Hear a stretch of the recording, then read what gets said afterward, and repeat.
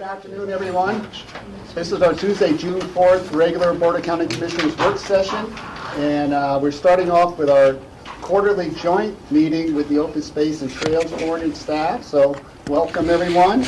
And there's a whole contingency behind Dale and Gary and Lindsay of our summer and ongoing crew. So I'll let staff introduce them. But I just wanted to mention for all those who are coming on board, it's great to have you here. We've got a lot of new trails and open space staff.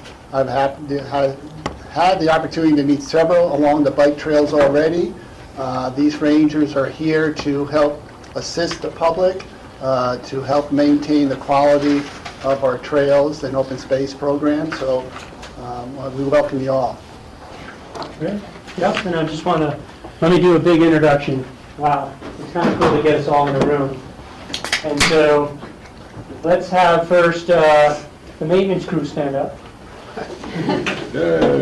So yes, this is who maintains all your trails and properties all summer and winter long too. And so I just want to introduce Jade, there's Jason, there's Jeff and Trevor in the back. Jeff and Trevor have been with us for years now. Trevor's been with us for, I think this is on his 7th year, 6th year. So we really appreciate that knowledge over time. So there's our maintenance crew. Thanks, guys. And then we got Rangers. Rangers, hey. So we're missing our lead ranger, but it's his birthday today, so I let him have the day off.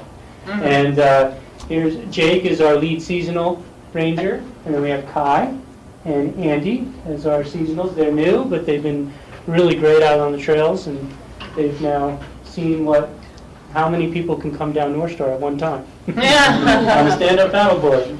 There you go. So thanks, guys. And then we got a new employee.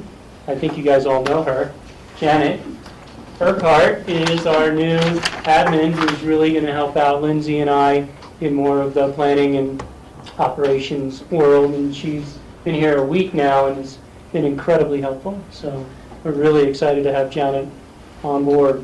Here's to all of you. Thank you. There's more. We do. We have an intern. She's new too as of this week. Hi guys. And Jess is behind the pillar. behind the pillar. You got to get away from the pillar. Look out front. Say hi.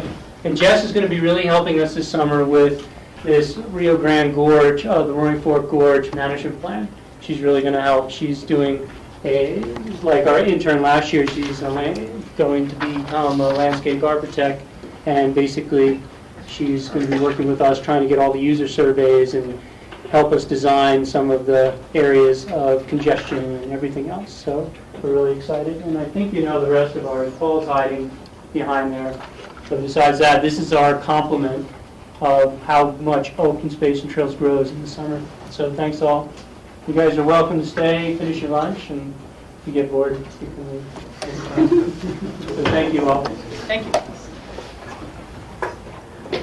Now on to projects and what we got going on this year. And so one of the things new this year, and we're trying to roll out, it's great that we're on TV right now, is that we're doing our presentation. This is not a typical PowerPoint. Anyone can go on the internet and find all of our projects online. And it all goes to pickinostprojects.com.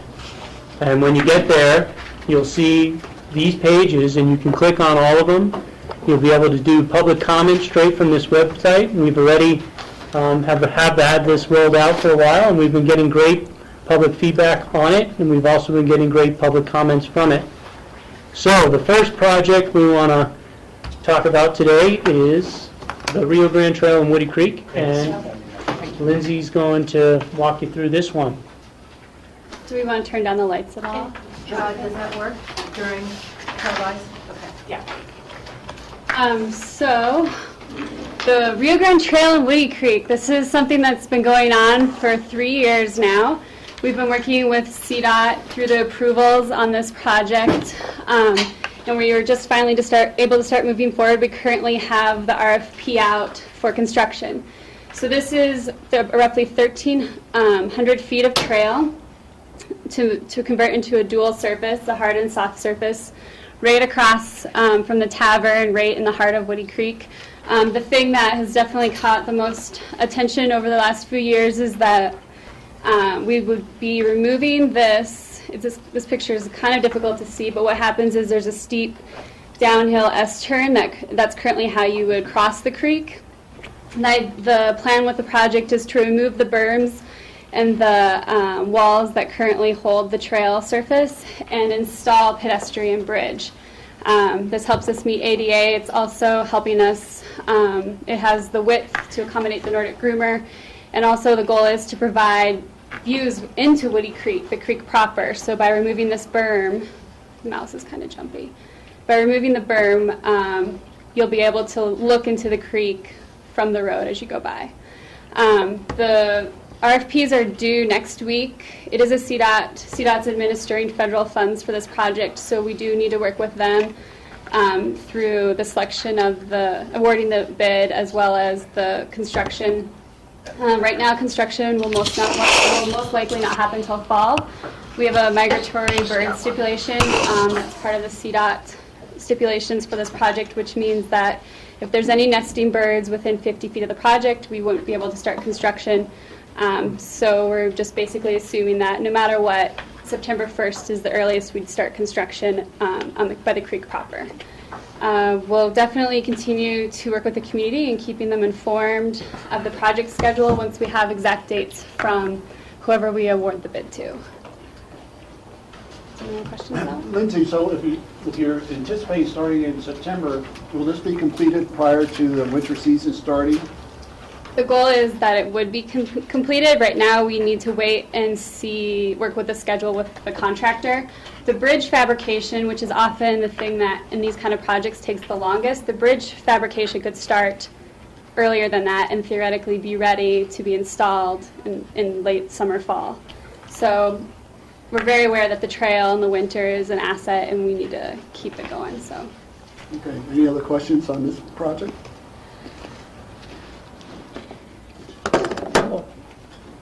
The next project, Gold Butte Management Plan. And so this one comes to us courtesy of the BOCC, and they worked with the landowner. Sorry, it's loading. Oh, there it goes. And so you guys work with the neighboring landowner to obtain this piece. And this has sparked major interest from the local climbing community. And we have a steering committee together and the Access Fund. And we're right now in the process of completing that management plan. The Access Fund has looked at this place. The local climbing community has looked at this place. The commercial guides have looked at this place. And everyone's like, wow, this is much more than anyone expected. So, you're going to get a lot of kudos when we start opening this up. This will be an area where it's, to give you everybody a little thing, this is Stein Park right here. This is the Rio Grande Trail, and this is McLean Flats Road. And Gold Butte's right here. You can't get any easier access from Aspen or from parking areas to hit this. So we're really looking forward to getting this open. We're working with the Access Fund to help us build access trails and staging areas, and the local climbing community is on board and ready to go. We've got, people such as Michael Kennedy, who, is on the board of the Access Fund. These guys are just like, they climbed this 30 years ago, and they haven't really climbed it since. And so people are itching to get together. What is the Access Fund? I've never really heard of that before. The Access Fund is created it's for climbing specific areas.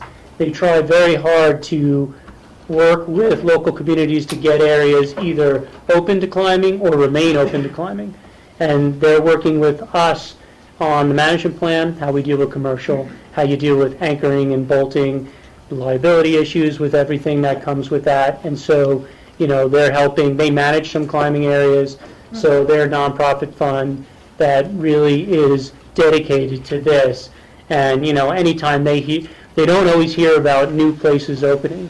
They're always usually fighting to keep places open. They're national, they're Valley, they're Colorado? They're world. National. Yeah, they're worldwide. Cool. So, and they're based out of Boulder, Colorado, and so they've been out and they've been really excited, and they're going to help the local climbing community find funding for, hardware, anchoring, and stuff like that.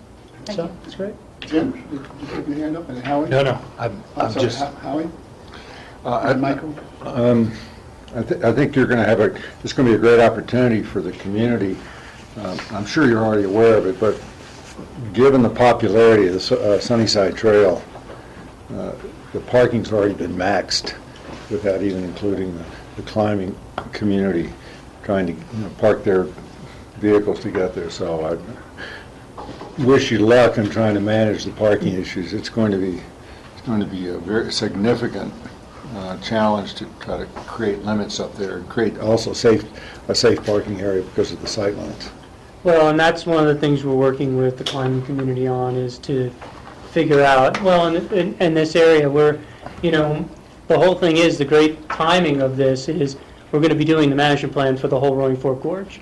So parking is a major issue in that planning effort.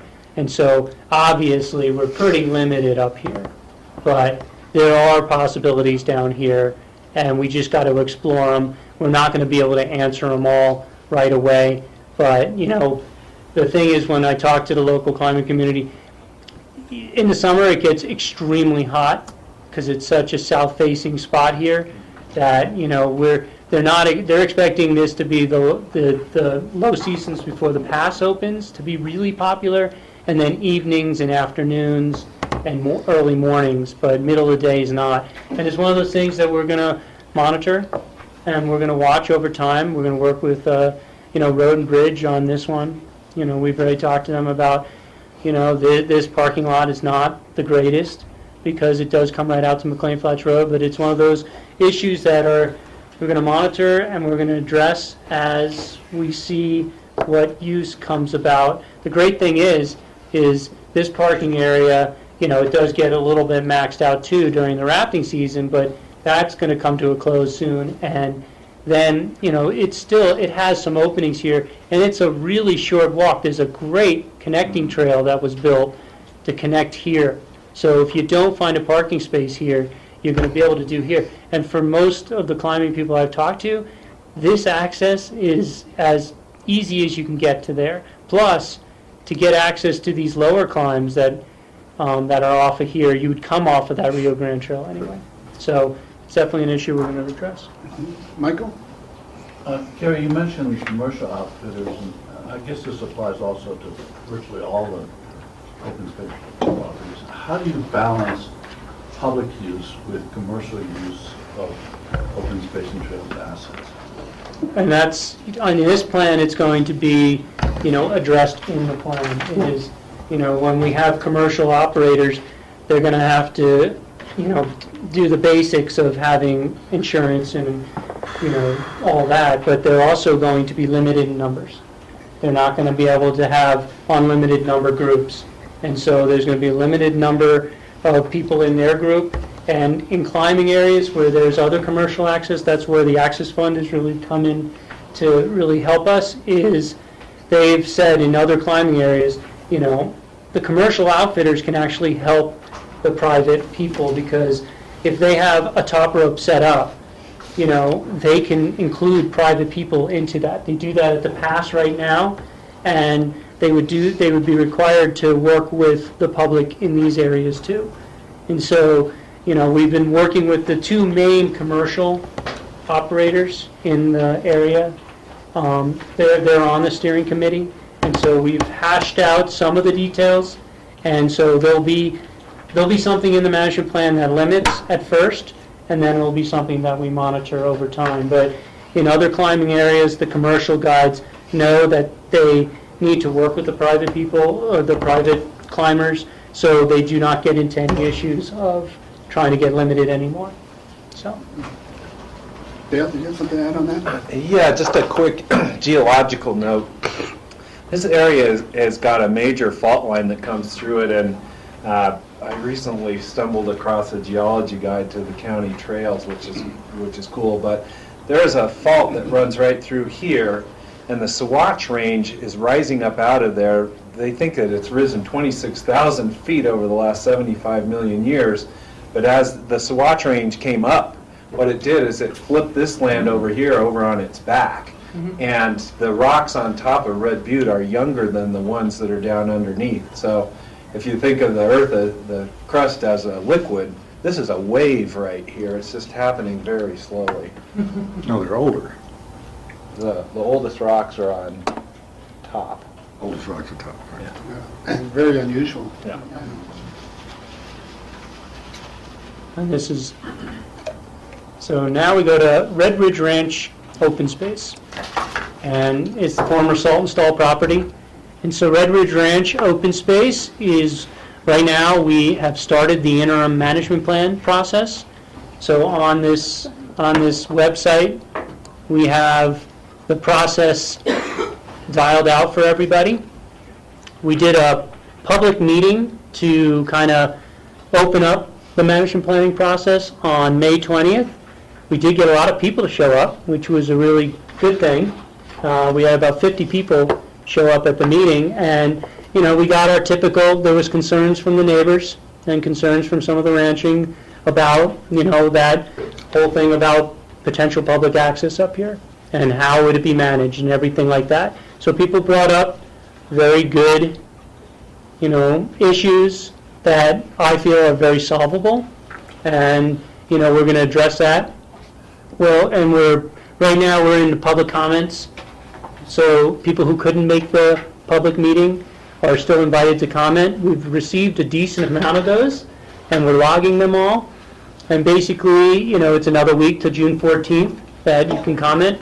The great thing is you can come right to this page and you can comment right here. So we try to make it as easy as possible for people to comment. And then once the public comment period is over, we'll create the interim management plan and then put it out for public review. And during that public review, obviously they'll be able to comment on the website, but then we're going to have the first Open Space and Trails Board review on August 1st. So they have about 30 days to review the plan and then be able to comment either on this website or directly at a public meeting. So kind of give you all a feel. Here's Red Ridge Ranch Open Space. This is Hooksboro Road. This is Willits. Highway 82 is here. And Emma Road is right here. So there's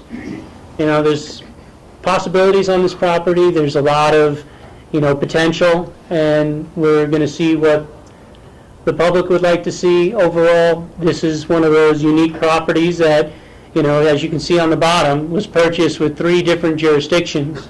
Obviously, this property is in Eagle County, but Pickens County is the one who's going to be managing it, since we are Pickens County lines right down here, and we have a lot of the resources on this side to manage that. But we're working with all 3 jurisdictions to come up with this interim management plan and the public, and everyone, the Open Space Board will see it on August 1st, and then the BOCC, the Eagle County BOCC, and the Town of Basalt will see that after. So it is an interesting process, as you said, Gary, because this is unusual since we've got several different jurisdictions in terms of coming up with an interim plan and then eventually a long-term management plan. So in terms of the process, I would probably suggest that as it goes through Open Space and Trails Board, first for your review and comments, then it would come to us before going to Basalt and Eagle. And I think what that would provide is perhaps some better information and support for the plan, hopefully, when the other elected officials from Basalt and Eagle have to make decisions, because they'll be hearing from their own particular constituents as well, and who reside in Eagle County versus Pickens County. So I think it's important that if Open Space and Trails supports a plan and Pickens County BOCC supports a plan, then I think there's a little more political influence perhaps to ensure that those plans go forward with the other municipalities and county. So I would throw that out as a suggestion in terms of the process. Quick question on that one, George. How directly are staff from Eagle County or Basalt involved in the open house you did and in the work you'll be doing before you bring a draft plan out? Are they Directly. directly? So I imagine there's some continuing updating going on, right now. I mean, they're attending everything, I think. They're attending everything, and George makes a very good point. We did this exact same process with Sky Mountain Park. Right, exactly. Where, basically the Open Space Board and the BOCC looked at the plan before we brought it to the town of Snowmass Village and the city of Aspen. Right. And so it's a good model to follow. And just like Sky Mountain Park, their staff was instrumental in helping to create the planning process, the management plan overall. Any questions on this? Just to re-clarify, at Gary's meeting at the Basalt Town Hall, Toby Sprunk from Eagle County Open Space and Trails was there, as well as a BLM representative. So they were all, and the town of Basalt. So there was already an interaction between the stakeholders. Good.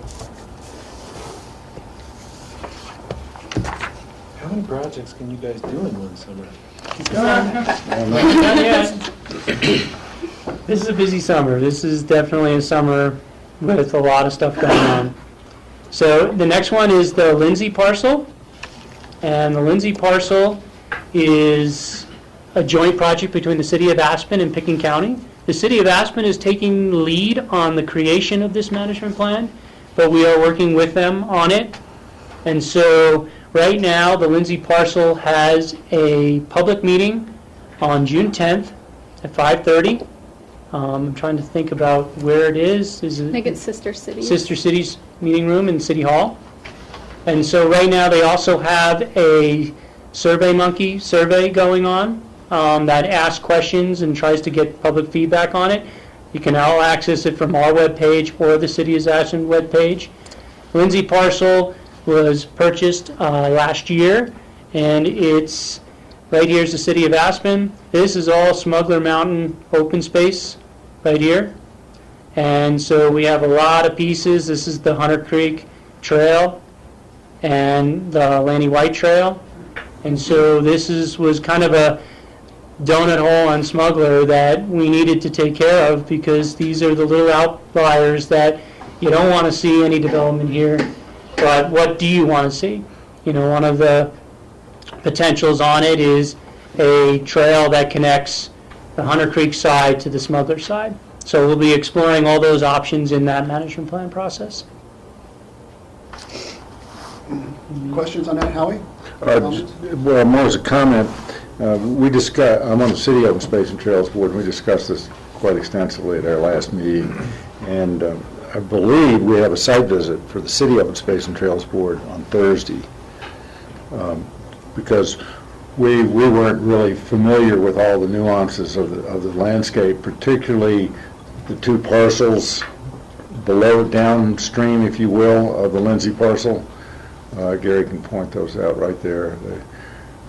What's it, Randall parcel and Randall Park. and the Hunter Valley Way parcel. So I believe that site visit is going to take place at 4 o'clock on Thursday for the City Open Space and Trails Board. It doesn't preclude anyone else from coming, but that's our intent, to refamiliarize yourself. Where are you meeting? I don't have those details either. Probably up there. Lonnie White Trail at 4 o'clock if you want to Something see like Howie that, and his yeah. compatriots. Brian Flynn should be sending out some information, so I'll follow up to make sure you get the info on that. Okay, next project we have, Gratiae Meadows. And to kind of give you, this is the Basalt High School's right here. This was a property we purchased with the town of Basalt in 2010 or 11, I think one of the two. A management plan was created, and part of the management plan was a potential for a bike park. Well, the community garden, I wish I had a better aerial, because the community garden is right here. Thank you, Rachel, for bringing that up. This has been a massive success, runaway success. They have a half an acre fenced, and it's almost full. And so we did allow in the management plan to go to a full acre for the community garden. People are excited. I mean, it's I just went there this weekend, and it is amazing what people have growing there. It's really great to see. So that has been a huge success of this management plan. And so the next piece of it is this area. This was an old kind of landfill, but it wasn't a bad landfill as we found out. It was just, old junk from the former ranchers. And so, and then the Basalt put their water tank in, and they brought a lot of fill down here. So it's a pretty disturbed area, which is a perfect place to potentially put a bike park. We've been in touch with the Basalt High School. They're pretty darn excited to have this happen. I don't know yet how we're going to partner, but what we have out right now is a request for proposals to design and construct a bike park. This bike park will, be more of an intermediate skills and pump track type, beginner intermediate skills pump track. We've been working with Crown Mountain Park, because right now Crown Mountain Park is building a sanctioned BMX track. And so the difference between the two will be significant, where a sanctioned BMX is, a much more intense use. There will probably be races over there. There will definitely be for older kids and adults to be racing on that track, where this is kind of geared more towards younger kids or people not that experienced on bikes on how to get comfortable on it.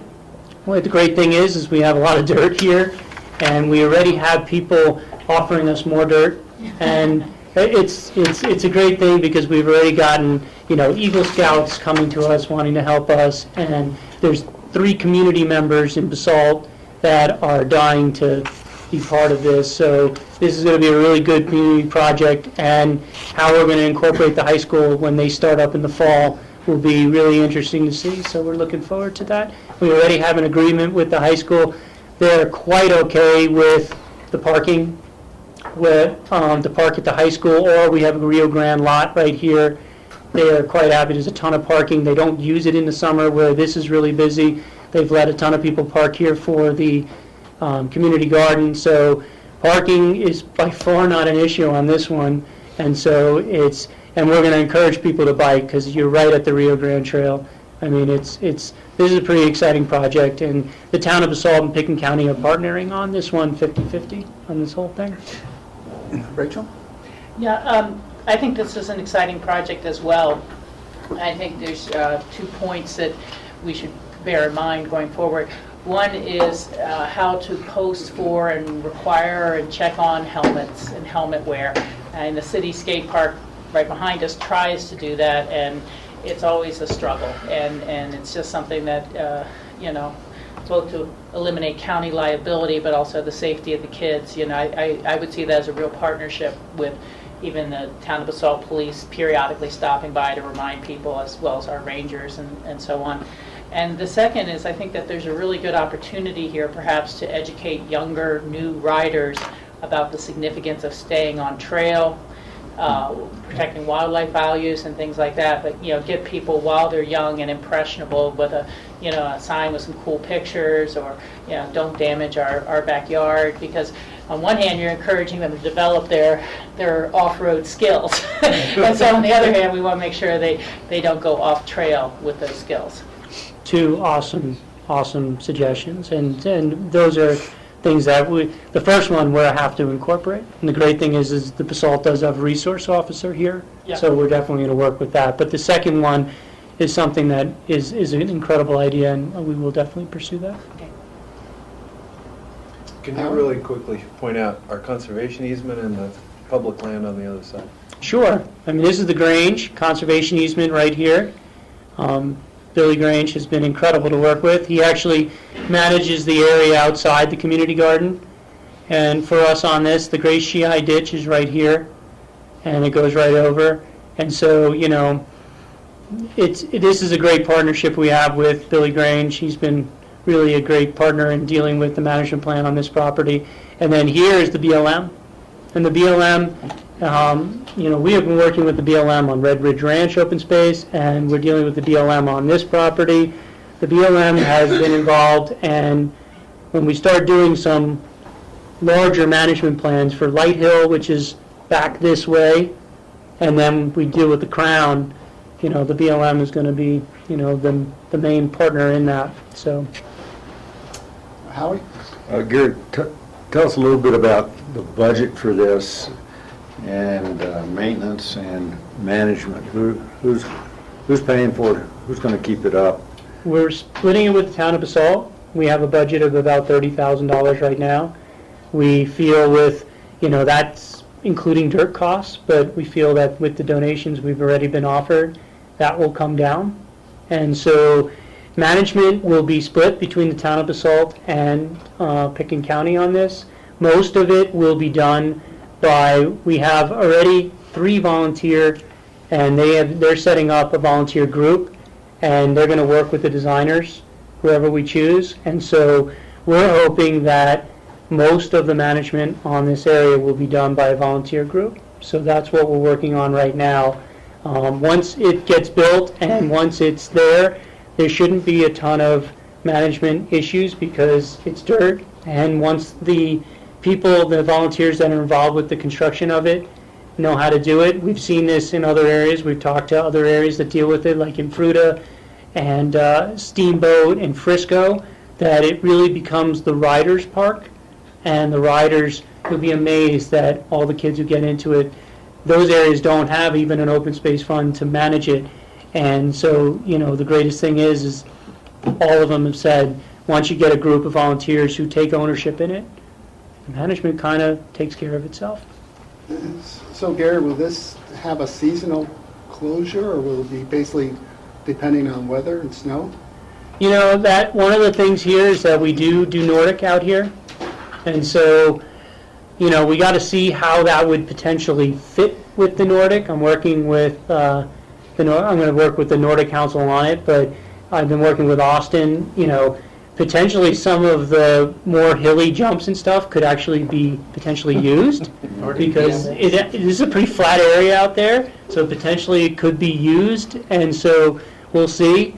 Obviously, this is all going to be closed to driving vehicular access in the winter, so, well, I don't know if I want a season on it, but we'll see how it works, because if this melts out, why wouldn't we allow people to start getting back on it? So that's something to work out as we see. But this is, the Nordic is a pretty big part of this property here. So how it interacts with this upper area, we'll have to see, and we'll work with that. Rob? I noticed that down on the bottom, in terms of who's involved in this project, Eagle County isn't on there. And given our involvement with Salt and Stall and over in Eagle County, I think this would be a perfect opportunity to reach out to them and say, your citizens are going to be using this. The majority of the citizens that live in Basalt are Eagle County citizens as opposed to Pickens County citizens, and they're going to be using this. Probably the majority of the students that go to the Basalt High School are Eagle County versus Pickens County. And those are the kids that are going to be using this, and I think Eagle County should be brought into the mix on all sorts of levels, financially included. We can bring that up with their open space department. Good Yeah. suggestion. That's a good one. Okay. Don't worry, we got more. I know you. We're not done. And you've got, How long? well, we're 10 minutes? 10 to noon, and Okay. We'll start moving faster. Sky Mountain Park. Sky Mountain Park obviously was implemented last year. The plan was adopted last year. 2 trails are slated to be built this year. One trail is the Cozy Line Trail, which we're going to start tonight with Roaring Fork Outdoor Volunteers. They're going to be doing 4 evening projects over the next 4 weeks, every Tuesday night, from now to the end of June. So hopefully people who are watching this on TV will come out and join. We've already gotten a lot of people to sign up for tonight, which is pretty cool. But the Cozy Line Trail is this green trail here. Here's the intercept lot. Here's Brush Creek Road. The Skyline Ridge Trail that everyone knows here. So we've got about 2 miles of new trail, a little over 2 miles of new trail to hit here. This is another trail just like the view line on the other side that we're trying to keep grades at a more intermediate level, which is, on this one so far, we've kept it around 6% average grade, which is great. And it's also, we've kept the turns to a minimum because this is going to be a multi-use trail. And, we're going to be working with the Rolling Fork Horse Council and the Rolling Fork Mountain Bike Association. We're going to get them all together, building this trail together, so everyone can talk to each other and, talk about the issues that go along with this. And so, we're looking forward to this one. People have really reviewed it and really love it.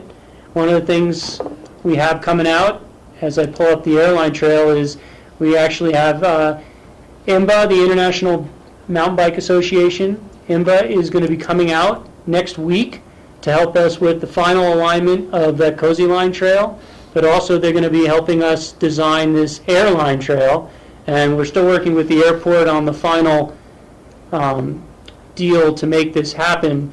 But the airport has been an incredible partner with us. They've allowed public access on the radar road through it, and one of the things we told them over time is that we want to get off that radar road and build a sustainable, intermediate grade trail up to the top of Sky Mountain Park.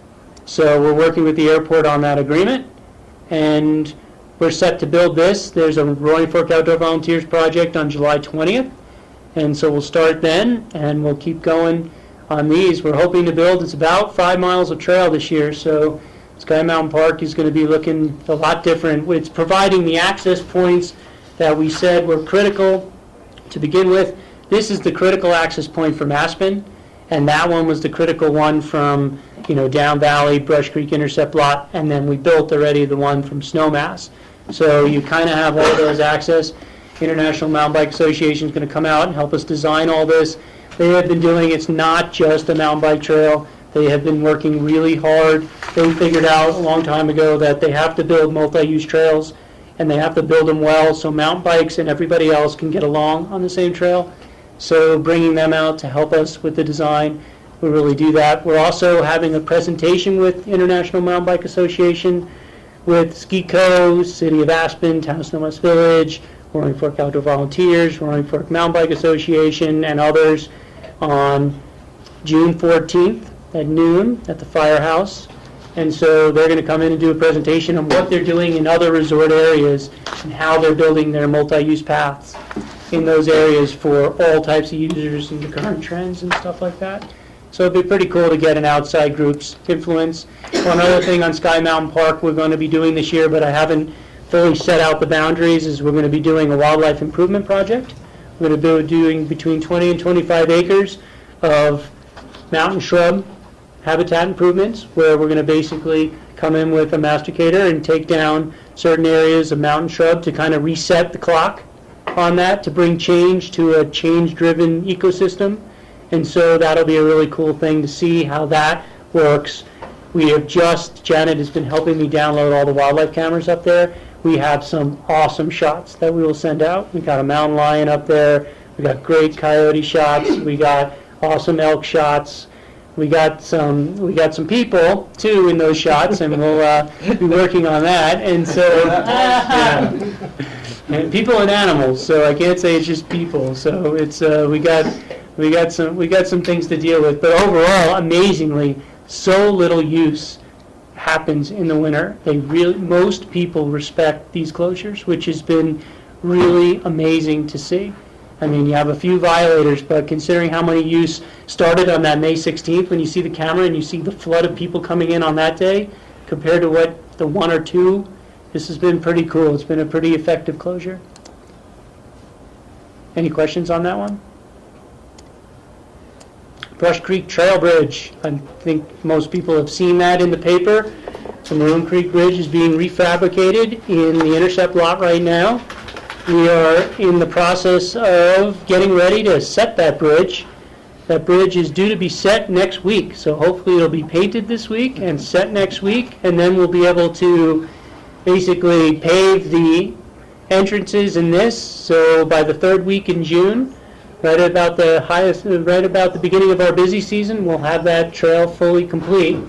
It's on time and it's on budget, and so we're moving along. And people have So far, we haven't had too many of issues of putting people out on Brush Creek Road. I think a lot of people are finding alternative routes because our trail counter, what I've seen out there is are definitely less people on these trails, but so far it's been pretty good, no major issues.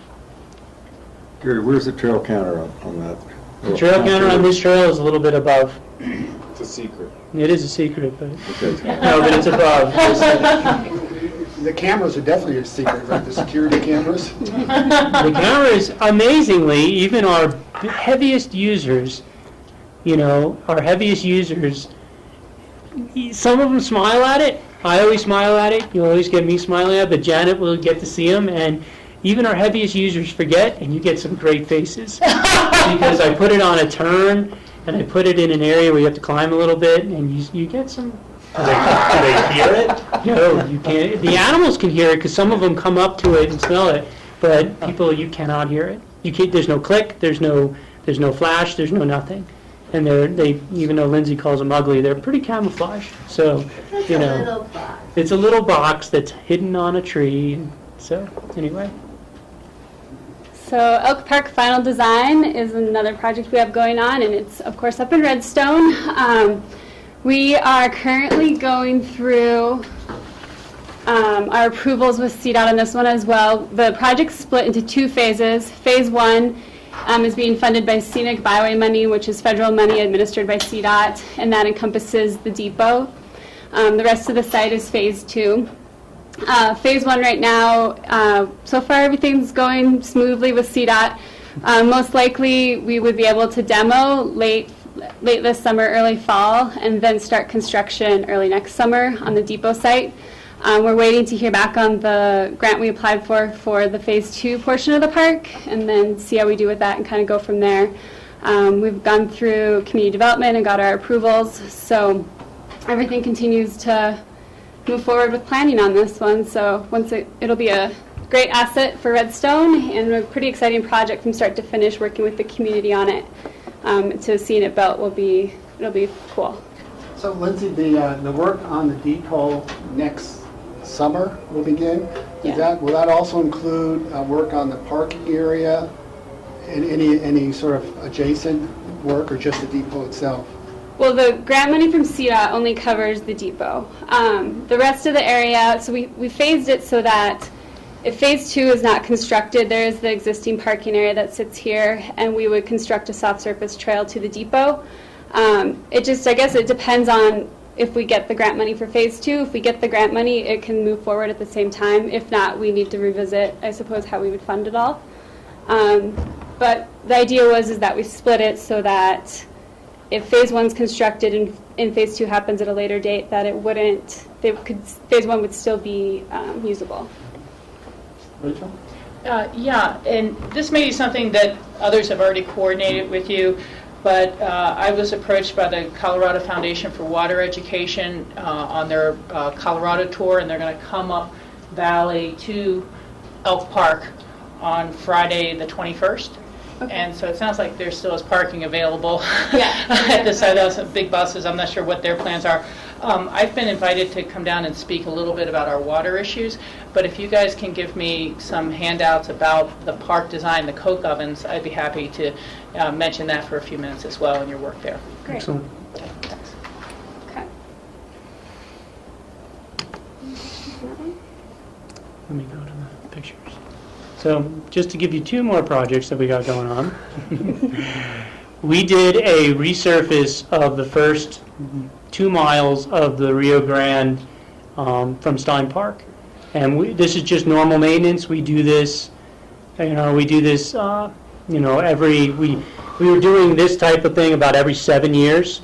But, when we came back with the feasibility, we were going to up that to every 3 years. And it really helps to, what we did this year is it really helps, especially in this section, that's the narrow, shaly section, is we came in and we put a new crushed fine product, which we're actually getting from the landfill, which is a great deal, because we actually get a small discount. We get a pretty sizable discount because we use a lot, and so it helps us save money, it helps bring money back into other parts of the county, and their crushed fine surface has been a really good surface. We used a mini grader. Everyone, Road and Bridge helped us out. I really thank Picken County Road and Bridge because they helped train our guys on the mini grader. It's a very cute and very, very useful little piece of equipment because our big grader would not. They were kind of worried that it'd fall off the side. So Yeah, good idea. yeah, so we got this little grader in, and basically what we've done is create the soft surface, and I've invited a lot of the open space board to go out and try it out. I actually made Lindsay ride it with her road bike, even though she doesn't like riding soft surface with her road bike. So it's one of those things that's what the soft surface will look like. We'll keep it at that. We also resurfaced about 2,500 vertical linear feet of the Basalto Snowmass Trail. The Basalto Snowmass Trail was our first trail built in 1992, and so it was time for resurfacing in some of the area, and so we got a resurface down in Basalt. Let me get back to that. George, Yeah. a question for Gary. Gary, you mentioned these crusher fines work really well if they have adequate amount of moisture to kind of be a bonding agent. Do you have the equipment to put that moisture down, or do you just rely 100% on Mother Nature to do that? How will you manage that? No, we have two ways of doing it. We either use Road and Bridge has a big water truck, or we actually have a hydromulcher that we have rigged up in the back to actually be able to, it holds 1,000 gallons of water, and we now created a boom on the back. Our fleet department was able to create a boom on the back, and it provides a ton of water. So we have a way of doing our own water. We have our own vibratory compactor. We don't have the grader, but we have a little grader that we pull behind. That's good for once you have the surface set up, and it's good for the side surface. When we have the 4 to 6 feet. So we have most of the stuff in house. Plus, we have some big graders that we can use on the more wide open sections. Sort of the summer version of grooming the trail. Yeah. We've done it every year. This year was just a little more intense by we actually filled in areas, and we basically put in a whole new 2 inches of crush fines on top. So you're using the water to bond that soft surface becomes really a soft, hard surface. But are you also looking at using mag chloride? Would that be last a little bit longer, or? The jury's out on that one because, the Forest Service and others, you do all the research on it, they've tried to find this perfect binder that will hold these together. And the hardest part is getting a binder has potential major cost implications, and for the benefit is not always there. So, mag chloride we have used on some of our trails before, soft surface trails. I think it's a good binder, but it does have, even though it does have some environmental, and it has an actual cost to it. We didn't do it here because it's really difficult to mix it inside the back of a big dump truck. It's much easier to mix when we use a laydown machine like an asphalt paving machine because it could be mixed as you're putting it in. But it's not so easy to do. If we're going to do a big project, we'd have to figure out a way, but we want to see how the crush fines work this summer on it. But, we did get one complaint from equestrians about the fact that this surface is now extremely hard. So, you never can please everyone. So it's like, it's one of those things where we got it pretty compacted and we got it really hard without using any binder. And so if we keep doing it every year, and we just could run a small grade over it, and then we water it and compact it again, I think it might hold up. And then every 3 to 5 years we'll have to add another bit of fines to it to re-energize it. But I think that'll be a better way than trying to add binders and all this other stuff until we find the perfect, because they're always testing some new ones, until you can find one that's completely ecologically friendly, easy to mix, easy to apply, all these other things. The military has one, but, Top secret. Yeah, top secret. We'll talk about it. Last but not least. well, I was going to talk about the mapping one real too. Oh, yeah. So one we don't have on here, before I go into the Gorge project, one project we're just kicking off is a mapping project. We did the recreation inventory and analysis. We finished it about roughly a year ago, and one of the first action items in there, along with the Rio and Aspen, was to look at getting mapping out for the public about what open space and trails has open to the public, and working with all of our adjacent trail managing agencies to try to have something in one place that could serve many different agencies, so that a trail, though it goes through maybe 3 entities, to the user, that's one trail. So we have just started working on this internally. We had a meeting with GIS. We're going to look at having something that's online and that a user could go to and click what they do, or click different trails on and off and learn about the different assets that they're interested in versus publishing print maps. The goal is to have within the department kind of the goals and the plan of what we would like to see, and then reach out to Snowmass and the Forest Service, Town of Basalt, the BLM, Ski Co., City of Aspen, and try to see how different agencies would want to partner on one online resource for the trail assets and fishing easements. So that's just kind of in the works right now. We just thought we'd mention it. So the last one is the Roaring Fork Gorge Management Plan. So this plan is taking a lot of the work that was done last year, but looking at a more comprehensive and covering all the properties within there and how they're managed and how we plan them for the future. We're just kicking off our user group meetings this month. Hopefully people have started to see it in the newspapers or on the radio. Right now we have ads running twice a week in the local newspapers. We also have released 2 different press releases and a couple different public service announcements. We have radio spots running on KSPN and K-Snow. We're also underwriting some of the Aspen Public Radio shows. We've put out email blasts. We've also been updating our Facebook. One thing to note in addition to this website that we've gone through today, but our Facebook page, we're actively trying to keep everything we have going on up to date on there, and that's something the public can view without actually having a Facebook account. If they just Google us, they should be able to find it. So we've hung up signs on the trails in addition to the different fishermen access points, promoting these meetings. And the ultimate goal is that we're hosting meetings for all the different user groups in the month of June to gather their input on how they currently use the Roaring Fork Gorge. And we'll take this information and it'll be used to develop the master plan. The goal is that we'll have a draft master plan out by late summer, early fall, and again go through another 2 months of public scoping and public process to gain more feedback on the elements within the master plan. The meetings start this week. The first one focuses on walk, hike, run, and Nordic ski. It will be held at the Rio Grande meeting room, which is the top floor of the Tasters building right behind the room we're in right now.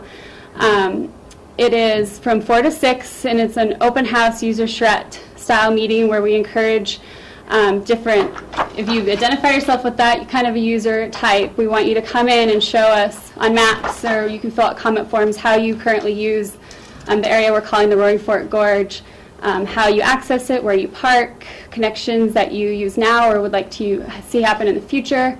We also want to understand if management were to change within that area, how that might affect your use in the future. Maybe you would use it more, maybe you wouldn't use it as much. We need to understand all that so we can move forward looking at the planning for it. The next group is the next 2 groups the following week are commuters and road bikers. Commuters meeting is on Wednesday of next week. It's June 12th, and the road bikers are on June 13th. The week after that, we have a meeting for the adjacent residents that will be actually held out in the CMC. And that meeting, again, is from 4 to 6 on June 19th out at the CMC.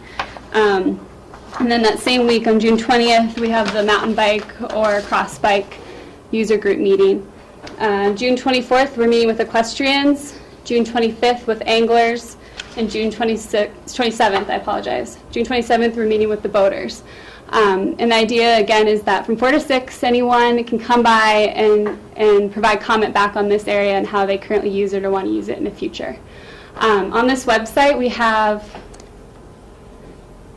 right now you could fill out a form and become part of our mailing list, so you can be up to date on the project and the meetings and when they're happening. We'll also be getting a SurveyMonkey up here, so if you're unable to attend the meetings, you can always come online and provide feedback that way. We've kind of looked at a few different ways to gather the online feedback, and for this project, we're ultimately coming back to the SurveyMonkey again.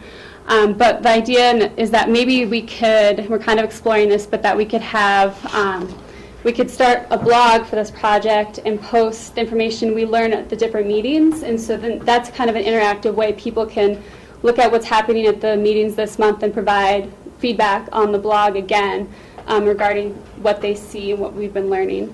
There's also the project area map on this website, as well as the 2 press releases that have been out. So again, the idea is we're taking all this information and we'll develop a management plan, and then at that point we'll have another 2 months for the public to review the management plan and provide more feedback on it all. Lindsay, will you pull up the project now? Sure. Just since we have an opportunity, in case there's anyone in town that doesn't yet know Just thinking. It's not very big right now. about this.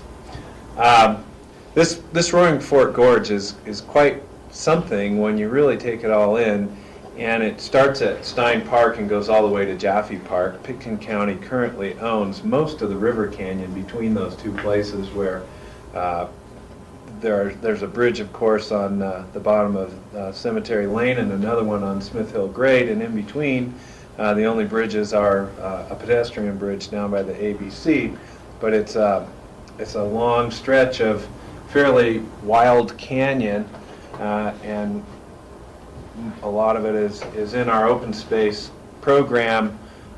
So if you're fond of that canyon, or if you'd like to know more about it, we encourage you to get involved with this. Absolutely. So Lindsay, in terms of the timetable again, when would it go before the Open Space and Trails Board, and then would it come before us, perhaps at our next quarterly meeting, which would be in the fall? Ideally, yes. Right now, what we're working on is we want to, the county's also starting a capacity study, correct? And that would, part of that study is looking at this stretch of trail.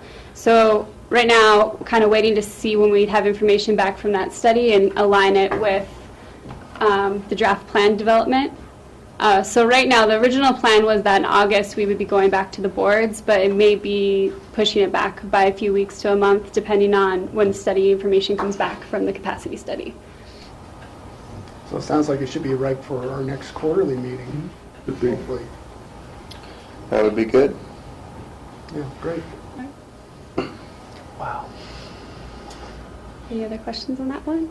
So that's really So- that's all we got going on. That's all And the this- project. Yeah, that's it. And the website again is pitkinostprojects.com, and everything we went through today is on there. That was extraordinary. Great work. Truly extraordinary. That's the front page on it. It's a good We'll website. report back in the 4th quarter if we can make all this happen. Yeah. Oh, it Or really cancel shows the meeting. that open space is just all over the county in terms of ongoing projects and initiatives. It's pretty exciting, all the work that you guys are doing from Redstone to Aspen. Howie? Lindsay, just to review, except for the meeting at CMC, all of the meetings are going to be at the Rio Grande Room, Correct, yep, 4 to 6 yep. on those dates. Some were Wednesday, some were Thursday, right?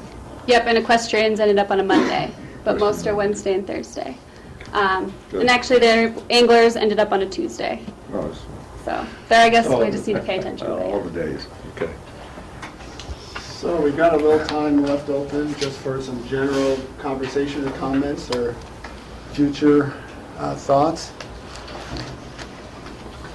George, just building on being all over the county, the thing that is remarkable about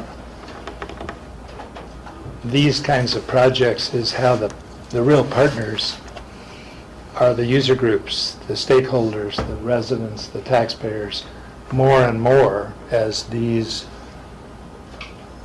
as our capacity through staff has done more and more outreach and process.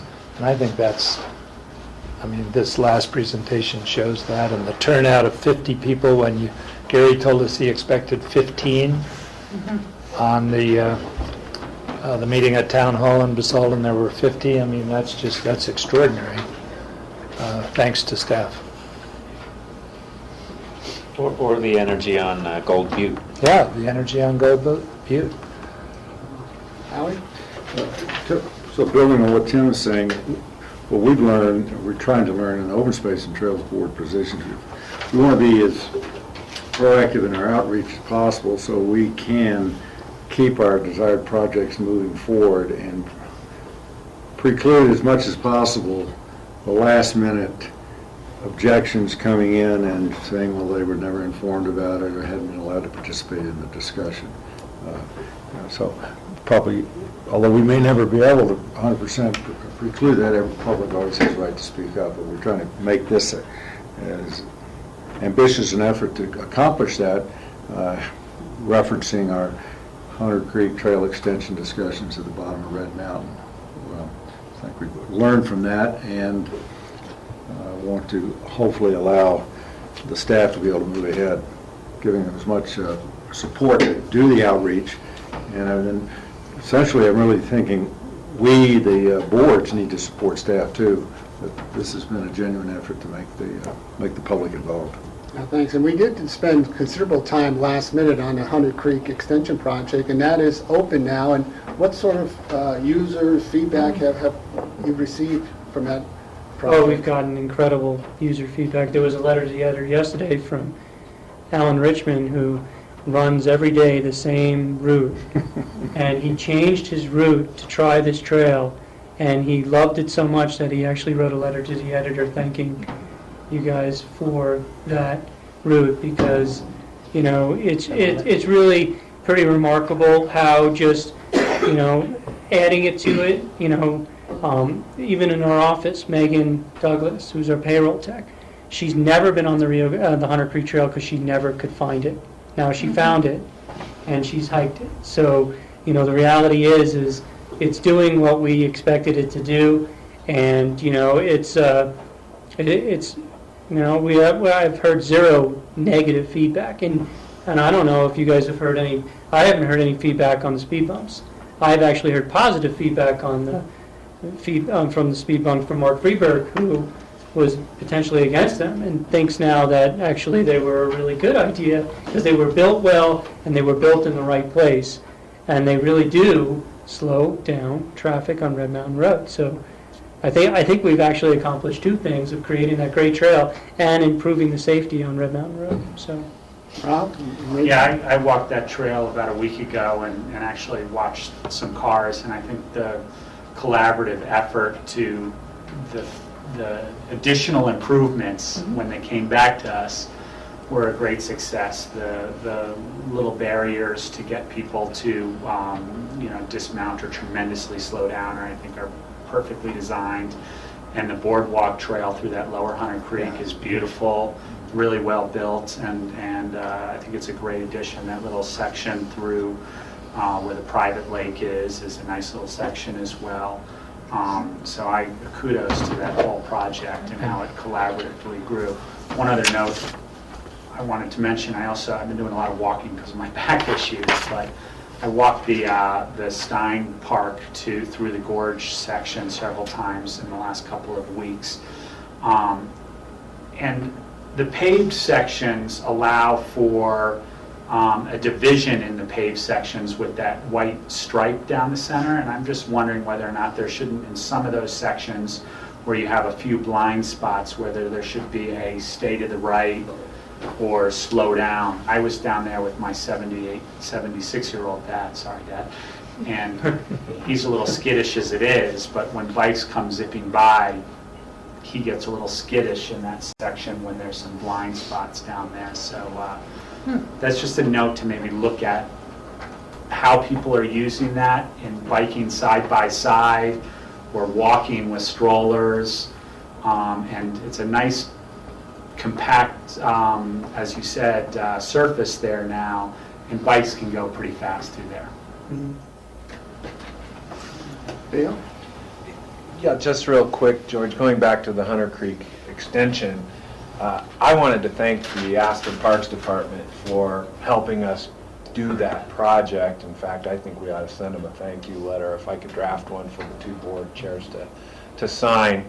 Overall, that project was a collaboration of Pitkin County Community Development, Pitkin County Open Space, and Aspen Parks. And if anyone yet doesn't know where that is, just get on the Rio Grande Trail at the post office and head down about 100 yards over the old Hunter Creek Trestle and then turn right.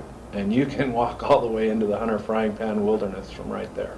On the kudos to the city, they have this design-build talent that was used to make that so special, and it's a great opportunity to not duplicate that in-house here.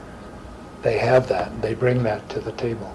I don't know how we compensated them, but I'm sure we did. Psychic dollars. Psychic dollars. as Governor Brown used to call them. I thought they were real dollars.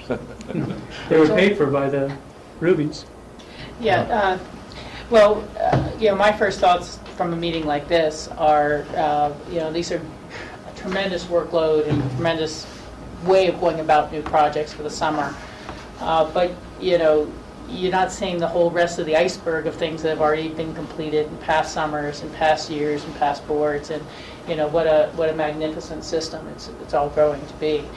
The second comment I would just make is that we as a board recently approved some additional funding to work on a 1 or 2 year trial basis with an extension agent, and it was kind of put out there that they would also be assisting with open space and trails in terms of understanding weed management issues a little better and things like that. And so as we were expending that from our general fund budget, as it were, and going to want to track the use and the value to your agency as well. So please help us keep track on that.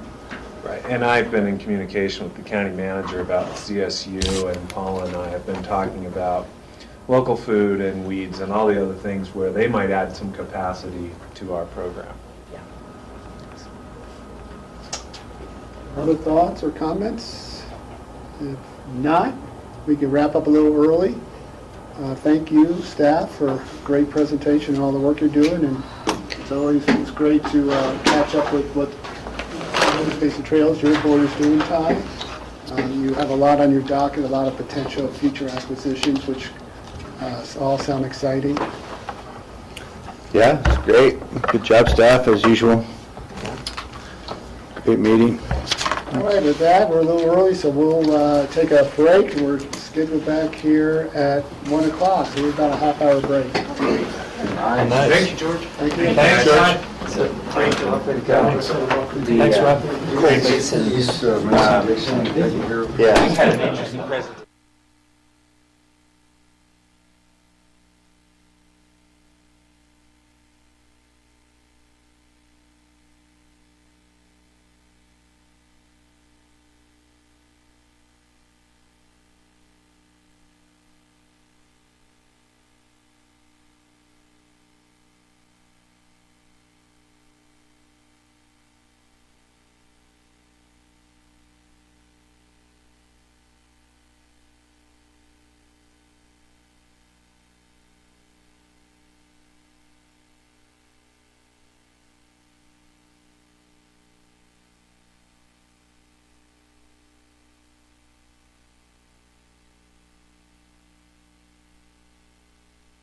Interest is the Aspen Music Festival and School Transportation Management Plan. We have Suzanne Wolf here to present that.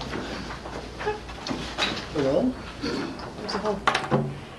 We have a whole crew here too from the Our whole business crew. school, if you have questions. But today it's just specific to the Transportation Demand Management Plan that was approved 5 years ago when we approved the master plan. And I attached the plan that was included, recorded with the master plan. And it's obviously geared towards how they're going to manage the new campus and the transportation needs associated with that.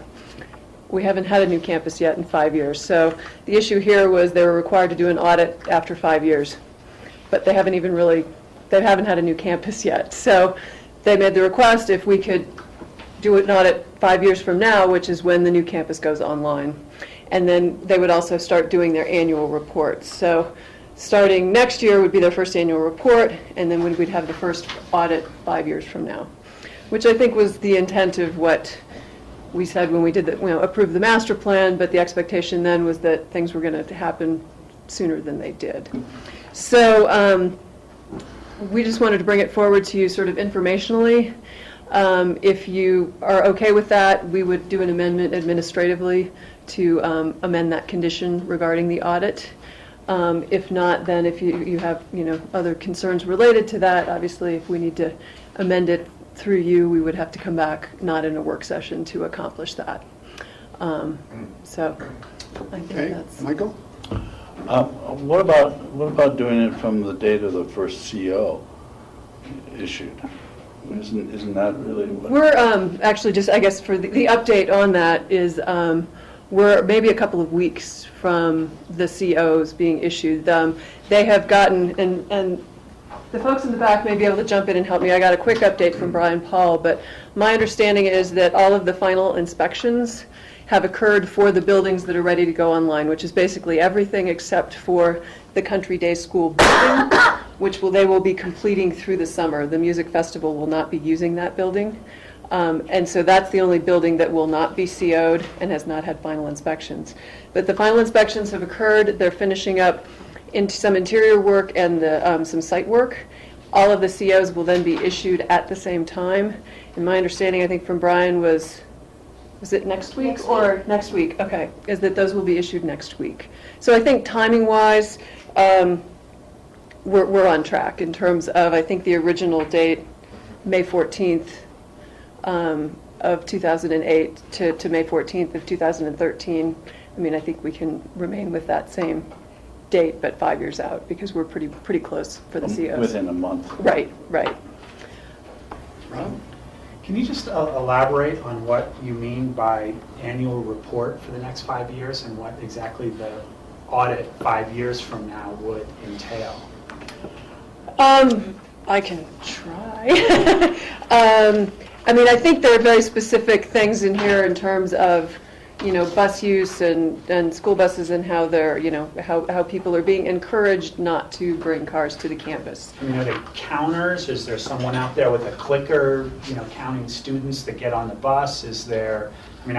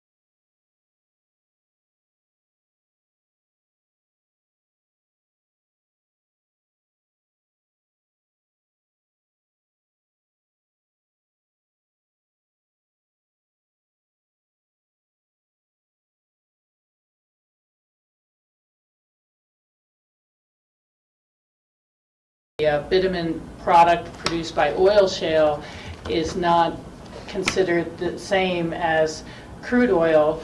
And so, for example, the Canadian tar sands that travel through some of the pipelines today don't have to pay into the spill cleanup fund that is out there. And it would seem that if oil shale goes forward in Colorado, we want to make sure that that is not a distinction that exists them from contributing to the cleanup funds. But there may be other items I'm unaware of that we would like to, see how far is the radius of the airshed work, things like that. Yes. One part about that Ellen and I were talking about on the way over here is that we want to coordinate, with our other efforts, looking at overall airsheds, watersheds with some of the other work we're doing with the Thompson Divide and oil and gas. So, right. And probably just revisit some of the comments we made to the BLM on the resource management plan, specifically it's on air quality and water. You just pull from that. We formally submitted some comments on the oil shale leasing originally as We well, did. so We we can did, review yes. those. Okay, so you'll do a little research on that, and Yes. great, thank you. Thank you. Great. Thank you. I don't know if you want to continue with open discussion, why don't we just George, finish and it we'll circle back. I actually don't have any other items for open discussion. Okay, I have one, and as we're talking about public lands, the U.S. Forest Service, the Red River National Forest, recently made a decision to allow cars going up Maroon Creek without having to pay a fee if they are just going to Stein Meadows, because Stein Meadows does not offer any amenities, and what we believe is the Forest Service charges fees if people are accessing public lands to utilize any of their public amenities, whether it be a campground or a bathroom or any things like that. And I'm really concerned about this. I think that this really goes in the opposite direction that this community has been working on for years in terms of discouraging more vehicle traffic up in Maroon Creek and encouraging more mass transit. I think it exasperates not only more vehicle traffic and air quality issues, and certainly the crowdedness that we see up at the Bells with private vehicles, but it also further exasperates what I think is a real safety concern. Cars that are going up that would want to pull out to an overlook at Stein Meadows. And Stein Meadows is where the second cattle guard used to be. It's just at the bend of the road. It's about 7 Ks up. and there's an overlook and a pullout there. So cars that want to go over there to park for that overlook, they actually have to cross the down valley lane where not only cars are coming down, but bicyclists are coming down, rollerblades are coming down, people on roller skis are coming down, and it's a really tight corner. And so cars have to pull off across the lane, and then they have to pull back across if they're going to continue up or continue down. And I think the idea that we want to allow additional cars up there is a mistake. So I set up a meeting with Scott Fitzwilliams to discuss this on Thursday with John and see if we can come up with some other alternatives. The bottom line is Maroon Creek Road is a county road. And we have what I believe is the ultimate discretion in terms of how that road can or may be used. And so I think in partnership with the Forest Service, hopefully we can come up with a way that would not encourage more traffic up there and more safety concerns. So, Rachel? George, I appreciate you bringing this up, and I appreciate you setting the meeting up. I really support your position on this, and I think that it'd be very important to bring forward that annual subsidy number that we, through RAFTA, subsidize the buses for that summer program, because I think it has a real potential to undermine that. And, you know, when you're already, last time I was on the RAFTA board, it was costing around $60,000, $60,000 a year. And serving a lot of people very well, and the valley very well. But I think that really presenting how we have moved that forward, you know, you just don't want to lose ridership and start having that cost per patron go up. And I hate to say it, but it's human nature. I know I would be tempted as well to say, okay, well, I don't have to pay the fee, I'm just going to Stein Meadow. But once you're on the road saying, well, let's go on up to the end and see what it's all about anyhow. And there's not going to be anyone to stop you or to say I have a tag and, oh, look, there's a parking space. Let's just walk around for a few minutes. And I think you just, you know, it sends so much of a mixed message. And if you listen to the folks at the visitors information kiosk on the mall or at the Wheeler, things like that, they can give people a really clear direction. This is how you go visit the Maroon Bells, or this is how you go up that area. I would hate to think, well, if it's after 5, you can do this, and if you're only going halfway up, you can do that. And again, I just think, well, let's not pay the fee and go all the way up and see if it's even worth getting on that bus or anything like that. I just think it really undermines a consistent message and a consistent, successful program. Michael? Yeah, it's ridiculous that we should have partial traffic up Maroon Creek Road during the season, so I support meeting with Scott Fitzwilliams and letting him know our concerns. I think the preservation of the Maroon Creek Valley through mass transit is one of the best assets we have. And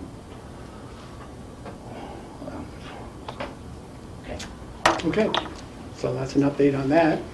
Anybody else have anything for open discussion? Seeing none, thanks, ladies. We'll backtrack and go back to future agendas. Okay, few items for you on future agendas. We're rescheduling the EOTC meeting that was originally planned for June 20th to August. We're looking at 22nd right now. We have the 22nd or 29th. We're working on everyone's schedules right now from 4 to 6 p.m. That will be when we come back to discuss some of the governance items and such. Staff wanted more prep time leading up to that meeting. I'll be out of town the week of the 17th. Oh. I'll be out of town also. On that same week of the 17th? August, yes. Yeah. Okay, the 17th is a Saturday, so. Well, Saturday, I'm But out that that week whole all the way the week through? following. Okay. Maybe I won't, I'm sorry. I'll have to look at my Yeah, schedule. but I'm out that week, 17 and 24. I'm gone. Okay, so we should, if possible, shoot for the 29th then. Okay. And then, Michael, you'll let us know which week that falls on for you.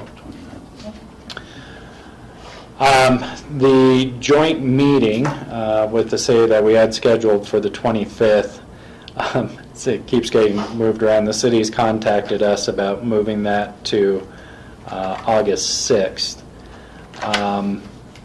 So with that cancellation on the 25th, we'll be filling some of that time with the approval. Nan and Liz will be back with a recommendation for a new medical officer for the health board. So we'll schedule that on the 25th, and it's looking like August 6th is going to be our joint meeting with the council.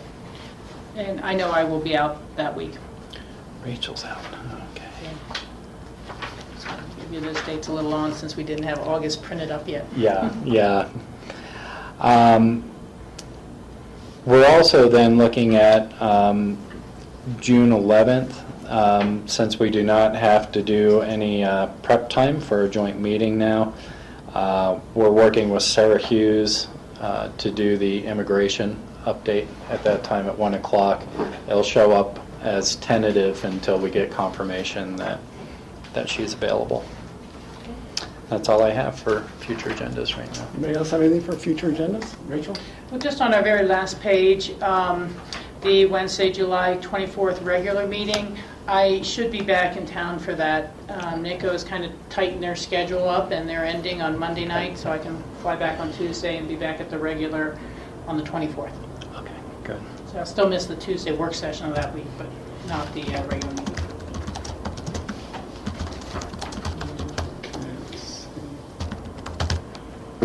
And if it matters for your future scheduling, John, I am planning on taking a personal vacation from July 31st and coming back on August 10th, August 11th.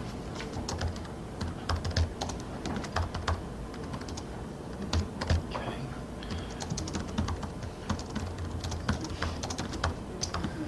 I wonder if, as I look through some of these work sessions where we have some gaps right now, if there's an opportunity to try to set up an appointment meeting with Senator Schwartz or Representative Hamner. They just finished a legislative session. They're probably starting to think about ideas that counties, and certainly we may want them to pursue for the upcoming legislation session this fall.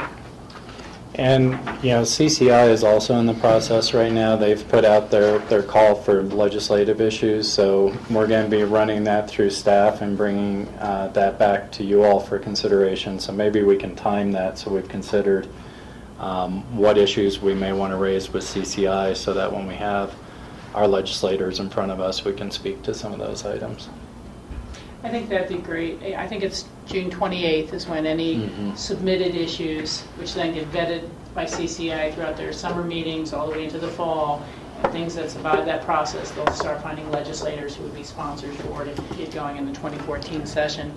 I really would love to hear where we think we ended up with the school finance and what potential fixes are in the ballot language itself, because I think there's some shortcomings that were documented in the newspaper not long ago because of the cost of living adjustment, high cost of living area adjustment being eliminated from the program. It could leave our school district, $1.7 million, $1 million something in the hole. And, I don't know. I've just heard kind of this sketchy language around, maybe we can fix that in the ballot language. So maybe it would readjust the base for those groups to begin with, or those communities to begin with, or something. I don't know that they're tracking exactly in tandem, but it would be nice to know, because it's just a challenging issue to want to support the improvement of education throughout the state of Colorado, but at the same time know that if the measure fails, our school district will be better off than if it passes. Okay, so See what we can do. you have to check with their schedules and see when we'll be around. I know they travel the state a lot. Okay, that's it for future agendas. Let's see, what's next? We have board membership reports. And we'll start with Rob at Northwest COG. We, was it last week or the week before? Can't remember now. I think it was last week we met. It was, here we go, May 23rd. Most of our meeting was taken up going over the financials for 2012, our annual audit of that. I'm going to put a copy. For me, it's kind of an interesting way to see what's going on with all the different programs that we have. But this is the audit financials. I'll put a copy up in the read box if people want to flip through and see all the things that Northwest Cog does throughout the year and stuff. In addition, it was really our first full meeting of the Economic Development District Board, which I chaired. So it's the first full meeting that we had as me as a chair for that, which was kind of fun. One of the things that they're looking to do, which we spent a lot of time kind of going back and forth on, is because we're kind of inventing the wheel with this EDD, this Economic Development District, with not a lot of funds to play with, but we do have some grant money. We're looking at putting together some regional industry group collaborative meetings, and we're starting with healthcare. What sections of healthcare, we're not really sure yet, but we're basically in the fact gathering information. It might be small independent healthcare providers. It might be various things where how they can work together, what are their barriers to entry and success in the region, and how we as an organization can help them in economic development. Hopefully this will lead into looking into either other areas in healthcare or other industry areas within our region to get groups together. So that's kind of the focus of the EED at this point. And we didn't meet as the Rural Resort Region this last period, so. Okay, thanks. CORE, I see that actually on our future agendas, we've got CORE will be coming to make a presentation on request to spend REP funds in terms of a way to continue the successful Energy Smart program, which goes away, that grant expires at the end of August.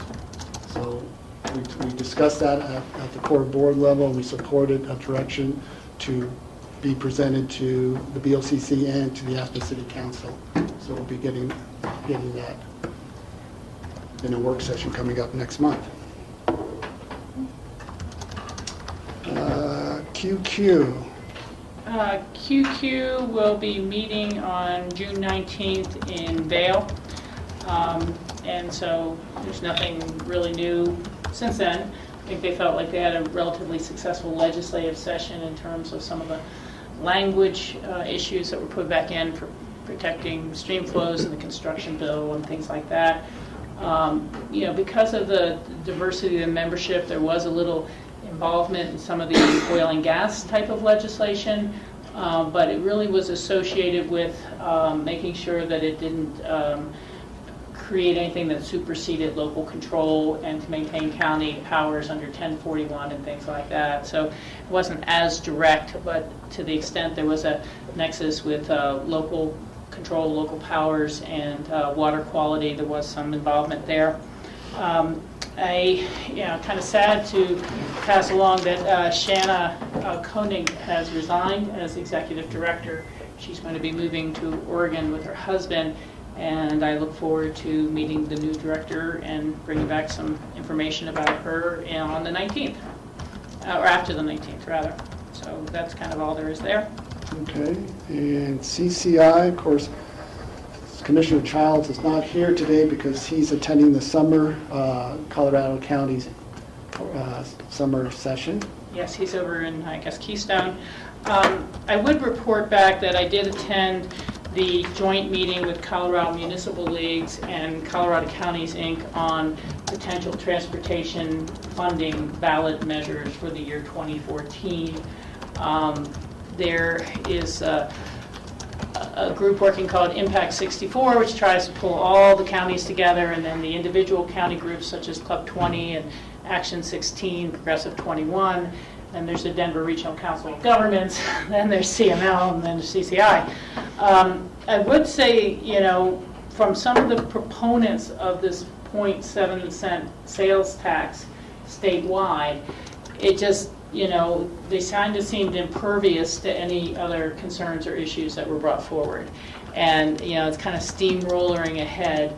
One of the issues I pointed out was that the very last of the governor's outreach process, to be determined, Colorado had done 2 meetings in face-to-face, one in Grand Junction, one in the Front Range, as well as opening the website up to new alternatives. And sales tax came out really low on that. I mean, no one likes new taxes at all, but new taxes for transportation, sales tax came down low on that. So I said, well, this kind of conflicts with what you got from your poll results. And that was immediately dismissed by saying, well, it's only wonks and people who are really involved who get in the to be determined, so that we'll just totally discount that input. And I thought, well, that's convenient. The biggest discussion was that, there needed to be more polling done, and that rather than depend on the polling that is funded by private contractors who move Colorado, and these groups who would like to see construction spending increase in Colorado for infrastructure, which we all would, but they have a very vested interest in their business, that the counties should at some level, or the municipalities as well, be involved in how the questions are formulated, because otherwise it's garbage in, garbage out with a poll. If you don't, let people know, well, how much would your annual spending generate in sales tax if you're counting all your groceries and your school kids' clothes and this and that. And that they really didn't seem to be looking very specifically at the pros and cons that resort communities will be facing as part of their economic challenge. A 7/10 would push Snowmass up to right around 11% sales tax on every purchase. It put the city of Aspen up to about 10, and it would really cut into future funding needs. So I did attend that, and they're having a follow-up meeting on June 27th will be the next meeting in Denver about that, because the folks who are working on it really would like to have the process picked out by within another 3 months, a little more polling, and then start in earnest to organize a campaign for 2014. So I don't know, again, I kind of feel in a certain sense that they've already made their minds up on a proposal, and we're just all adding input after the fact. But at least we heard Sam Mamet from Colorado Municipal League, who's the director there, say, look, you guys are barking up the wrong tree if you think you're going to change the HUTF distribution formula. So there were some positive things that came out of it, but that still is in play by those folks who want to push it the way they want, and there's a lot of debate about whether you're going to try and get a bill through the legislature to put it on the ballot, or whether it would be a petition process. And if it's a petition process, the final structure of the bill really just starts to be determined by the people putting up the money to gather the signatures. So we're seeing some real struggles there. And I would just add a small footnote that the Sunday Denver Post today had an article about, or yesterday, Tuesday, had an article about Bruce Benson, the head of CU, wanting to find a funding mechanism for a ballot measure in 2014 as well. So we've all kind of put out well, let's wait and see what happens with the school district funding question this fall before you get too far ahead of yourselves. But, it'd be very helpful if we could start finding some hybrids or revenue proposals that are separate from this 0.7 cent sales tax. I've thought roughly, well, if you just restored the sales tax to the rate it was at before Owens had lowered it, that would be about 0.3 cents, and go with that and some mix with sales tax. With gasoline tax. But, I really don't know how directly to steer it. I know they've now emailed that presentation by the impact group to the TPRs to start talking to them about it. And they're certainly putting together, one last point here, project list, because I know if they go to the ballot in 2014, just like the 7th pot, they want to be able to say, your region over in Dove Creek, you'll get this road done, and your region over there in Moffett County will get this done, and we'll do this on the I-70. And so for you, George, and perhaps in conversation with the city of Aspen about the TPR, do they want to get the entrance to Aspen on that project list? Because if it's not in the major project list, it'll be left out of the statewide funding for a long, long time to come. But they're putting together a project list, and it seems that having something for finishing Highway 82 should be on that list. Okay, thanks. What do we got? We've got Club 20. They're having a leadership conference this weekend, which I'm not going to. They got back from DC, which I didn't go to, and they do have their summer subcommittee meeting, so nothing really to report other than they have been involved in that transportation conversation as well and are very concerned about moving to general sales tax. Colorado River Roundtable. They have now moved to every 2-month meeting, so they won't meet again until July. Did not meet at the end of May. They are looking to put together some agricultural water workshops, one in Mesa County and one perhaps in Grand, the two ends of the spectrum of the region, to be able to help form and solicit grant requests for agricultural water users. They had success with that with a non-consumptive workshop about 1.5 years ago. And the group has kind of been struggling because the 1177s do get a pot of money to allocate in grants each year. And people can apply to those grants, such as Sharon Clark did with the Coal Basin Project. And then they can, kind of roll those over and apply to match with the state pot of funds as well. And we really haven't had a lot of approved ag projects, but the group has struggled with what is a true ag project to support Colorado agriculture and what has really kind of become an improve the water line for a subdivision project. And it's a real tricky balance. So we've been coming up with more of a criteria and again want to try to help solicit and encourage people to get in. And we're really looking at maybe even setting up more of a micro-loan project a micro-grant where people could come in for $1,500 or $2,500 just to improve 1 or 2 head gates on their property or things like that to work on ag water efficiencies. Okay, great, thank you, Rachel. Ruapa. Ruapa and Raptor didn't have meetings in May, and ACRA had a meeting at the end of May and had a presentation from the Red Cross about dealing with emergencies, wildfire in particular. So, and that Red Cross information is on the Red Cross website, so that's it. Okay, let's see, Nordic Council, Steve's not here, I don't believe they met. The Intermountain TPR, we did not meet either, and I think that does it on that for board reports. So, we're a little ahead of time, but we're scheduled for a break, so let's take a break and we can for 15 minutes. Is there anybody else coming in here? Yeah, Rachel. Brian Pettit will be coming in, but I can move forward without him if we're running early. Well, we could take a 15-minute break. Rachel? Well, I was just going to say, if we are going into a special meeting, executive session, maybe we should do that before the break so that grassroots can break down. Great, thank you. So I'll call to order a special meeting, and I'll entertain a motion to go into exec session for the purpose of affordable housing under CRS 24-6-4024A. So moved. Second. Any further discussion? Question. Yes. I got confused there at the end because if John has Brian coming back in for one more item, do we need to do that? It's the affordable housing. It's Oh, it is? yeah, Okay, yeah, okay, good. yeah. Okay, no, I wasn't sure. That's fine, thank you. Okay, no further discussion. All in favor say aye. Aye. Thank you, Grassroots. You're done for the day. Okay. And we'll take a 15-minute break. Fantastic.